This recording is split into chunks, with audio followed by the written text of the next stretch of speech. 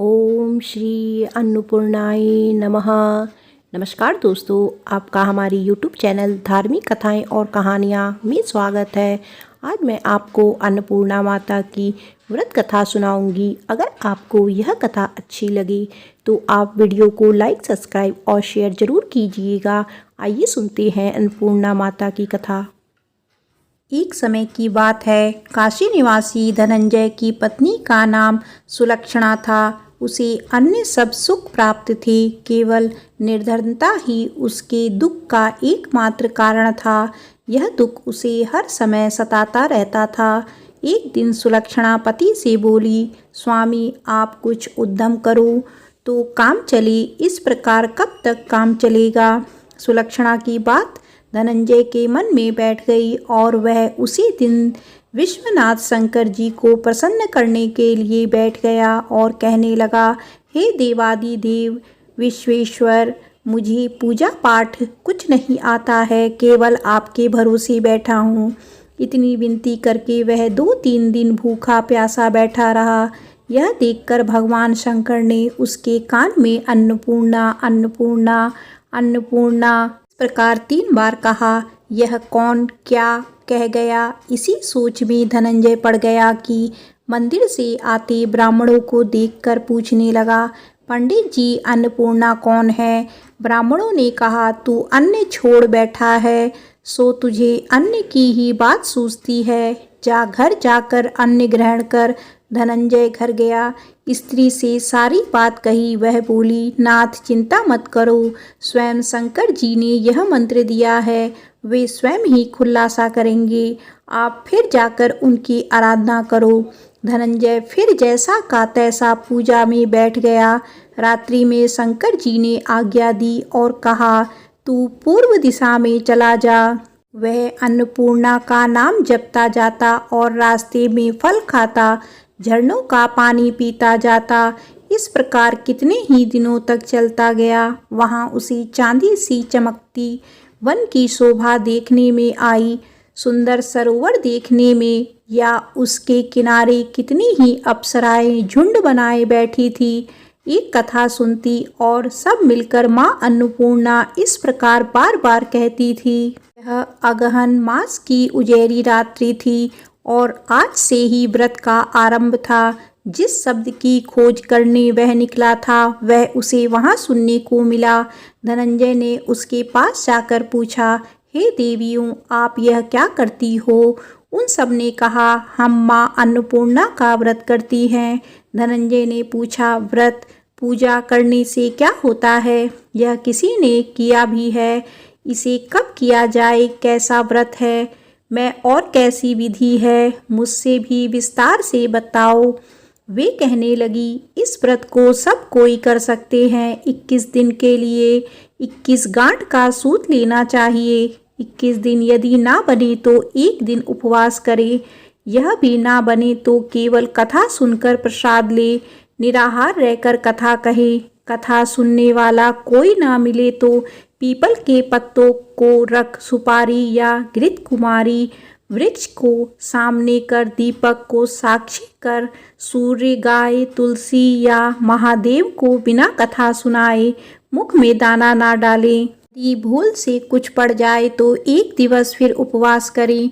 व्रत के दिन क्रोध ना करे और झूठ ना बोले। धनंजय बोला, इस व्रत के करने से क्या होगा। वे कहने लगी, इसके करने से अंधों को नेत्र मिले, लूलों को हाथ मिले, निर्धन के घर धन आए, बाजी को संतान मिले, मूर्ख को विद्या आए। जो जिस कामना से व्रत करे माँ उसकी इच्छा पूरी करती है। वह कहने लगा, बहनों, मेरे पास भी धन नहीं है, विद्या नहीं है, कुछ भी तो नहीं है, मैं तो दुखिया ब्राह्मण हूँ, मुझे इस व्रत का सूत दोगी। हाँ भाई, तेरा कल्याण हो, हम तुझे अवश्य देंगी, ले इस व्रत का मंगल सूत्र ले। धनंजय ने व्रत किया। व्रत पूरा हुआ तभी सरोवर में से 21 खंड की सुवर्ण सीढ़ी हीरा मोती जड़ी हुई प्रकट हुई। धनंजय जय अन्नपूर्णा माता कहता जाता था। इस प्रकार कितनी ही सीढ़ियां उतर गया तो क्या देखता है कि करोड़ों सूर्य से प्रकाशमान अन्नपूर्णा का मंदिर है। उसके सामने सुवर्ण सिंहासन पर माता अन्नपूर्णा विराजमान है। सामने भिक्षु हेतु शंकर भगवान खड़े हैं। देवांगनाएं जानवर डुलाती हैं, कितनी ही हथियार बांधे पहरा देती हैं। धनंजय दौड़कर जगदम्बा के चरणों में गिर गया। देवी उसके मन का कलेश जान गई। धनंजय कहने लगा, माता आप तो अंतर्यामिनी हो, आपको अपनी दशा क्या बताऊं। माता बोली, मेरा व्रत किया है, जा संसार तेरा सत्कार करेगा। माता ने धनंजय की जिह्वा पर बीज मंत्र लिख दिया। अब तो उसके रोम रोम में विद्या प्रकट हो गई। इतने में क्या देखता है कि वह काशी विश्वनाथ के मंदिर में खड़ा है। का वरदान ले धनंजय घर आया। सुलक्षणा से सब बात कही। माता जी की कृपा से उसके घर में संपत्ति उमड़ने लगी। छोटा सा घर बहुत बड़ा गिना जाने लगा। जैसे शहद के छत्ते में मक्खियाँ जमा हो जाती हैं, उसी प्रकार अनेक सगे संबंधी आकर उसकी बड़ाई करने लगे। कहने लगे, इतना धन और इतना बड़ा घर, सुंदर संतान नहीं तो इस कमाई का कौन भोग करेगा। सुलक्षणा से संतान नहीं है, इसीलिए तुम दूसरा विवाह करो। अनिच्छा होते हुए भी धनंजय को दूसरा विवाह करना पड़ा और सती सुलक्षणा को सौत का दुख उठाना पड़ा। इस प्रकार दिन बीतते गए। फिर अगहन मास आया। नए बंधन से बंधे पति से सुलक्षणा ने कहलवाया कि हम व्रत के प्रभाव से सुखी हुए हैं, इस कारण यह व्रत छोड़ना नहीं चाहिए। यह माता जी का प्रताप है जो हम इतने संपन्न और सुखी हैं। सुलक्षणा की बात सुन धनंजय उसके यहाँ आया और व्रत में बैठ गया। नई बहू को इस बात की खबर नहीं थी। वह धनंजय के आने की राह देख रही थी। दिन बीतने गए और व्रत पूर्ण होने में 3 दिवस बाकी थे कि नई बहू को खबर पड़ी। उसके मन में ईर्ष्या की ज्वाला दधक रही थी। सुलक्षणा के घर आ पहुंची और उसने वहां भगदड़ मचा दी। धनंजय को अपने साथ ले गई। नए घर में धनंजय को थोड़ी देर के लिए निद्रा ने आ दबाया। इसी समय नई बहू ने उसका व्रत का सूत तोड़कर आग में फेंक दिया। अब तो माताजी का कोप जाग गया। घर में अकस्मात आग लग गई। सब कुछ जलकर खाक हो गया। सुलक्षणा जान गई और पति को फिर अपने घर ले आई। नई बहू रूठकर पिता के घर जा बैठी। पति को परमेश्वर मानने वाली सुलक्षणा बोली, नाथ घबराना नहीं, माता जी की कृपा अलौकिक है। पुत्र कुपुत्र हो जाता है पर माता कुमाता नहीं होती। अब आप श्रद्धा और भक्ति से आराधना शुरू करो, वे जरूर हमारा कल्याण करेंगी। धनंजय फिर माता के पीछे पड़ गया। फिर वही सरोवर सीढ़ी प्रकट हुई, उसमें माँ अन्नपूर्णा कहकर वह उतर गया। वहाँ जा माता जी के चरणों में रुदन करने लगा।